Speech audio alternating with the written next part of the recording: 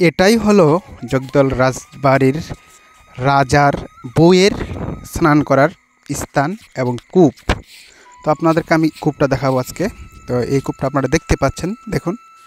তো আমরা ফার্স্ট থেকে এখন দেখতে শুরু করি। তো এই স্থানটা হচ্ছে মূলত আমাদের জগদল রাজবাড়ির যে একটা কূপ, এই কূপটা আপনাদের সামনে আমি দেখাচ্ছি। এই যে ওটা হচ্ছে কূপ, আর এটা হচ্ছে সেই স্নান করার স্থান, যে স্থানে রানী বসে স্নান করতো। আর এই যে আপনারা দেখতে পাচ্ছেন পুরো বিষয়টা। আর এখানে ছিল সেই অট্টালিকা, রাজা জগদলের যে জমিদার, সেই জমিদারের বাড়ি। আর এই জমিদারের বউ এই কূপেই কিন্তু কী করতো, গোসল করতো। আর এটাই হচ্ছে সেই ধ্বংসাবাস। আর এটাকে সেভাবেই পরিষ্কার করা হয়েছে, ঝকঝকা চকচকা। তারপরেও এর স্মৃতি তো কিছু থেকেই যায়, আপনারা তো জানেনই। যেমন নদীতে পানি না থাকলেও নদীর যেমন আঁকাবাঁকা দিকটা থেকে যায়, ঠিক একই ক্ষেত্রে হাজার বছরের অট্টালিকা এভাবেই কিন্তু থেকে যায়। হাজার বছরের, কয়েকশো বছরের অট্টালিকা কিন্তু এভাবেই থেকে যায়, কিন্তু ধ্বংসাবশেষ পুরোপুরিভাবে ধ্বংস হলেও এর কিছু অংশ, স্মৃতি অংশ হলেও থেকে যাবে। তো এটাই সেই রাজবাড়ি, এটাই সেই জগদলদের যে রাজা। আর এই জন্য এই জায়গাটাকে বলা হচ্ছে জগদলের রাজবাড়ি। মূলত এখানে দেখতে পাচ্ছেন যে এত সুন্দরভাবে এই প্রাসাদ তৈরি করা হয়েছিল আগে। তো তখন এই রাজারা প্রচুর পরিমাণ দেশ থেকে বিতাড়িত হয়ে গেছে, প্রচুর। তো বিতাড়িত হওয়ার যে কারণগুলো দেখতে পাচ্ছি, সেটা হচ্ছে যখন ভারতীয় মহাদেশ থেকে, উপমহাদেশ থেকে ব্রিটিশদের তাড়ানো হলো, তারপরে 47-এ যখন মূলত দেশ বিভাজন, অর্থাৎ ভারতকে বিভাজন করা হলো, একটা পাকিস্তান আর একটা ভারত, এই দুটা জায়গা নামে, জাতির উপর ভিত্তি করে, ধর্মের উপর ভিত্তি করে, সেই 47-এর পর থেকে এই বাংলাদেশ এর যে আছে, এই বাংলাদেশের অংশটা পড়ে যায় পূর্ব পাকিস্তানে, যেখানে মুসলিম শাসন আমল এবং কি মুসলিম জনসংখ্যা সব থেকে বেশি ছিল। তো এই মুসলিমদের পরবর্তীতে সকল কর্মকীর্তি দেখার পরে,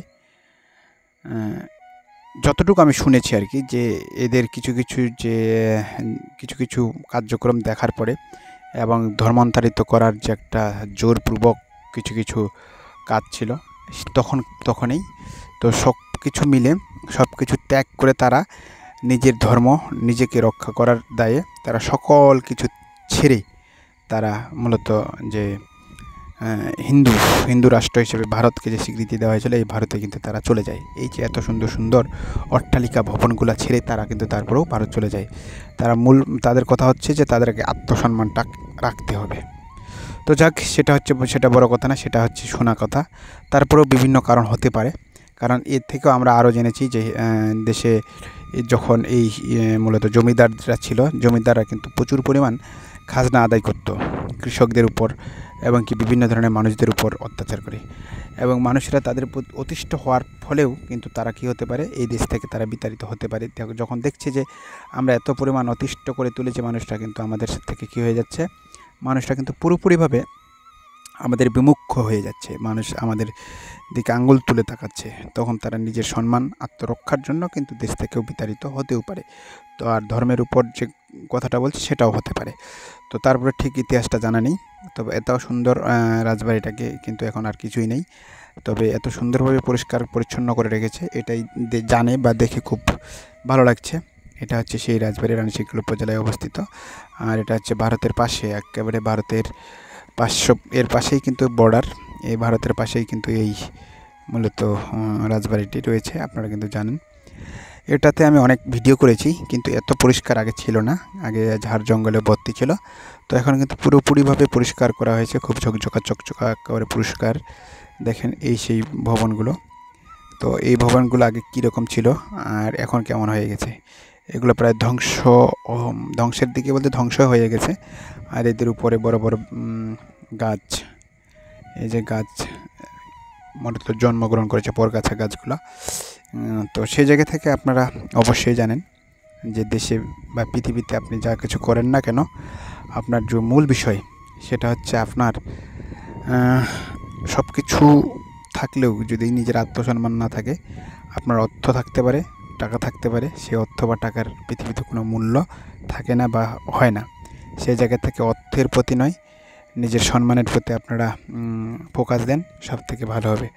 আর না হলে এভাবেই কিন্তু জমিদারদের মতো করে বড় বড় অট্টালিকা ছেড়ে ছেড়ে পৃথিবী থেকে চিরতরে বিদায় নিতে হতে পারে এবং কি মানুষের কাছে হেনস্থও হতে পারে।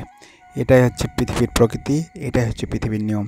পৃথিবীতে আপনি যাই তৈরি করেন সব কিছু ধ্বংস হয়ে যাবে, কিন্তু পৃথিবীতে যদি আত্মমর্যাদা তৈরি করতে পারেন, সে আত্মমর্যাদার কখনো ধ্বংস হবে না।